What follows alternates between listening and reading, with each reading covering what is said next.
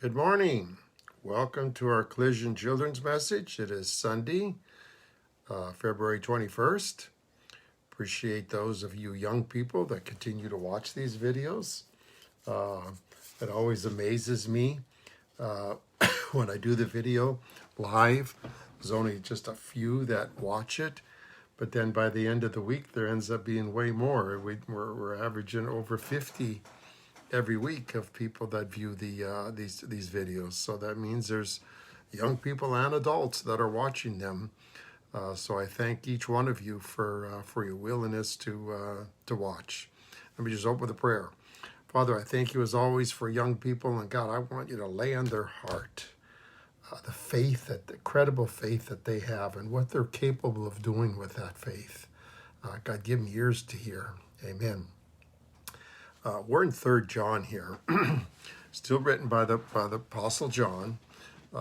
He wrote the Gospel. He wrote 1 John, 2 John, and now 3 John, and he was the same one that wrote Revelation. So he was one of the apostles that lived to an old age. All the rest of them were died at younger ages as a result of sharing the gospel, where John got to live to an older age. He's writing this letter to, he says, to my dear friend Gaius, whom I love in the truth. Dear friend, I pray that you may enjoy good health and that all may go well with you, even as your soul is getting along well. So he's like saying, I know you're doing good spiritually, but I pray now for your physical health. And so I want to talk to you young people about this, okay? I know you're young and you take your health for granted, and it's like you're young and you're going to live forever. But that's not the case with a lot of us. A lot of us that are getting old. My brother right now that's living with me, and he's 2 years older than me, and he's dying right now of cancer. It's just a matter of time till he leaves, and my wife and I are taking care of him. He's in his final days.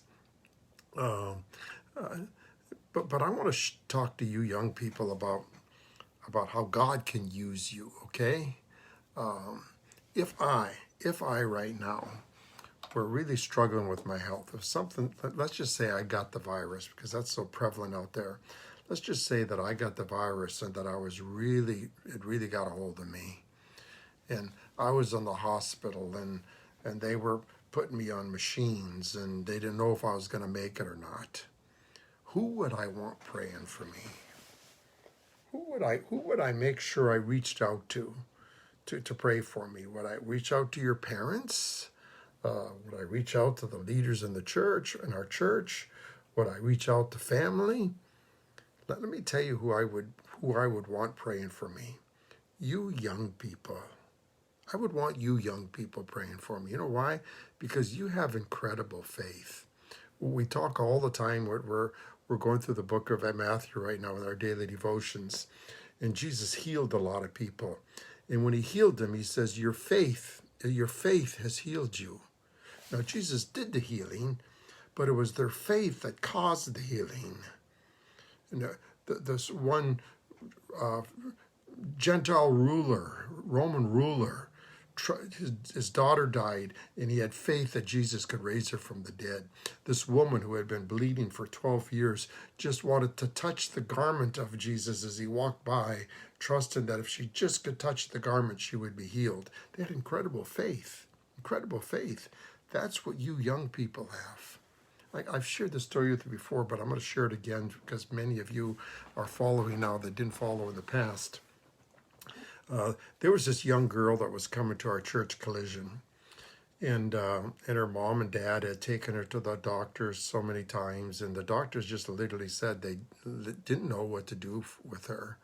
She had a rare disease that was just draining her, and she had no energy at all. And she was just a young girl, like 3 or 4 years old, and she would come to church, and she would just sit in the seat, and her head would be down, and she'd just be so weak, and there'd be no smile on her face or anything. And one Sunday we decided to pray for her, to lay hands on her. And but I had the young children come.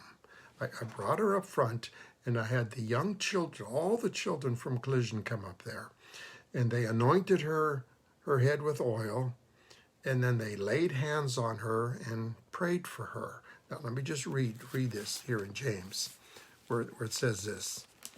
If is any of you in trouble, you should pray. Anyone happy, let him sing songs of praise. Is any of you sick, you should call the elder of the church to pray over him, anoint you with oil in the name of the Lord, and that prayer offered in faith will make the sick person well. It says the prayers of a righteous person are powerful and effective.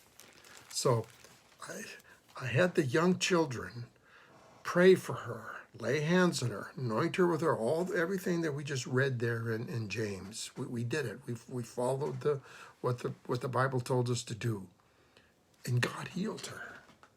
And she's healed to this day. They live in Arizona now, but I see pictures of her all the time on Facebook, and she's full of life. She's got a younger sister now, and they're playing together, always smiling now, and she's healed. She's healed. The doctors didn't know what to do with her, but you children laid hands on her, and your faith healed her. As we read all the time in the Gospels, it was their faith that healed them. Now, again, you didn't heal her. God did. God did. But he used your faith to do it. And you had incredible faith.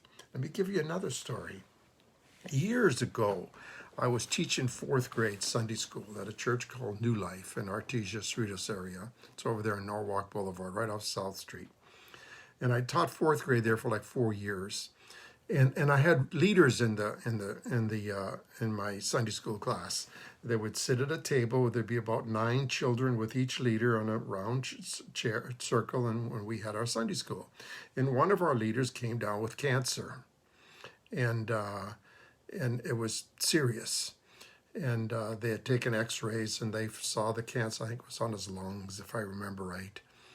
And he was going in to get operated, and so we prayed for him. I had the children in our Sunday school class pray for him, and then he went to the doctor that week for his operation, and they again did an X-ray or an ultrasound, whatever they do before they did the operation, to make sure that they were looking in the right place, and the doctors were confounded. Because they looked at the X-ray and it was like, wait a minute, where's the cancer? They looked at the old X-ray and saw where the tumor was, and now they're looking at the new one and they can't find anything.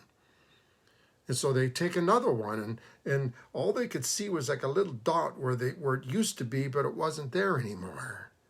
And they were like confounded. Was the X-ray wrong when we first took it the first time? Are we looking at the wrong X-ray? God healed them. God healed him as a result of these young people in that Sunday school class praying for him. So twice now I've seen the power of this prayer of young people. So if I'm laying in bed now in a hospital with a virus and near death, guess who I'd want praying for me? You young people that have incredible faith. Now, granted, I'd want your parents praying for me. I'd want my family. I'd want everyone praying for me. But I would be relying most on you young people. So with that said, you know people in your life now that are struggling. Every day I pray for people that are. I have an aunt on my wife's side that has cancer. My brother, of course, that has cancer. A Monty in our church that has cancer, Robert that led worship in our church many times that has cancer, a teacher from a school that my children went to that has cancer, and I pray for them daily. Daily I pray for them. Some get well, some don't get well, but I pray for them every day. You know people in your life that are, now I know you're young, and when you're young, you're full of life, and you don't hardly think about people that are, but boy, you have powerful prayers, young people. So, Amonte in our church, for those of you that go to Collision, start praying for him. Start praying for him. Now, his cancer is in remission, but they don't know how long it stays in remission. It can easily pop up again.